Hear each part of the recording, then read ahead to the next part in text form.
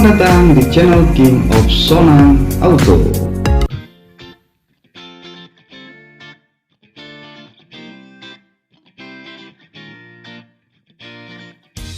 Video kali ini kita mau bahas tentang bus buatan Indonesia di mata dunia.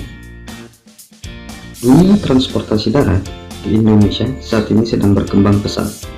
Hal ini dapat dilihat dari banyaknya pabrikan bus Eropa ataupun Asia yang memasarkan produknya di Indonesia, seperti Mercedes-Benz, Scania, Volvo, MAN, Hino, Isuzu, dan juga Golden Dragon. Selain itu, jumlah bus yang beroperasi di Indonesia semakin bertambah dari tahun ke tahun, baik itu reguler ataupun pariwisata. Kemajuan pesatnya transportasi bus ini didukung banyak faktor, seperti infrastruktur jalan yang semakin baik, banyaknya varian sasis bus yang ada di Indonesia, dan juga banyak karoseri yang ada di Indonesia, sehingga membuat harga bus menjadi kompetitif dan variasi. Hal ini membuat banyak pengusaha yang berminat untuk investasi di bidang transportasi darat, karena sektor ini semakin menjanjikan di Indonesia. Bus buatan Indonesia tidak hanya diminati dalam negeri saja, melainkan luar negeri juga berminat memakai bus buatan Indonesia.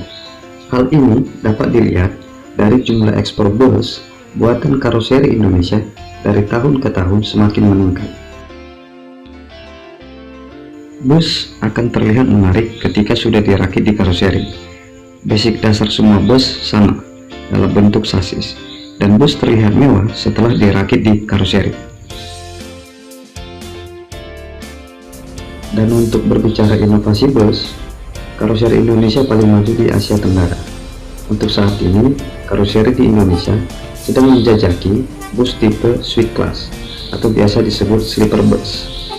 Respon pasar untuk tipe ini sangat positif, dan pasar tipe Suite Class kedepannya sangat bagus, mengingat kondisi jalan yang semakin membaik.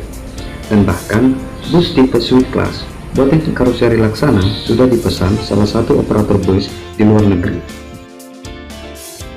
Bus buatan Indonesia di pasar dunia semakin diminati, dan banyak negara yang terkejut melihat Indonesia bisa bikin bus bagus, dikarenakan perusahaan karoseri di Indonesia sudah memiliki kualitas yang terbilang baik dan layak ekspor, seperti Laksana, Adiputro, New Armada, Tentrem, dan karoseri lainnya.